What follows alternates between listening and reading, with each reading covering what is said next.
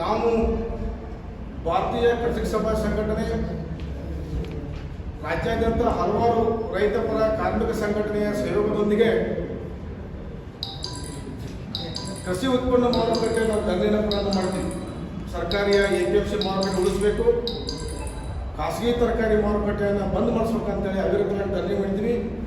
ಇವತ್ತು ಕೂಡ APMCಯ ನಮ್ಮ ಧರಣಿ ಟೆಂಟ್ ತಾತ್ಕಾಲಿಕವಾಗಿ ಮುಂದುವರೆದಿದೆ.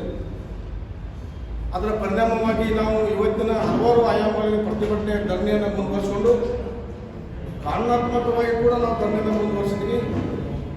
ಇವತ್ತು ಅದರ ಪರಿಣಾಮವಾಗಿ ಬೆಳಗಾವಿಯ ಖಾಸಗಿಯ ಜೈ ಕಿಸಾನ್ ಹೋಲ್ಸೇಲ್ ವೆಜಿಟೇಬಲ್ ಮಾರ್ಕೆಟ್ ಖಾಸಗಿ ಮಾರುಕಟ್ಟೆಯಲ್ಲಿ ಕರ್ನಾಟಕ ಕೃಷಿ ಉತ್ಪನ್ನ ಮಾರುಕಟ್ಟೆ ವ್ಯವಹಾರ ನಿಯಂತ್ರಣ ಮತ್ತು ಅಭಿವೃದ್ಧಿ ನಿಯಮಾವಳಿ 1968-87 ಏನವರು 16-11-2021 ಷರತ್ತನ್ನು ಹಾಕಿ ಪರವಾನಗಿ ನೀಡಿದ್ರು. ಆ ಪರವಾನಗಿಯಲ್ಲಿ ಕೊಟ್ಟಂಥ ಎಲ್ಲ ಷರತ್ತುಗಳು ಮತ್ತು ನಿಬಂಧನೆಗಳ ಉಲ್ಲಂಘನೆಯಾದ ಬಗ್ಗೆ ಮೊನ್ನೆ 14/2/2025 ಅವ್ರನ್ನ ಕಾರ್ನಾಟಕದಲ್ಲಿ ನೋಟಿಸನ್ನು ಜಾರಿ ಮಾಡಿದೆ.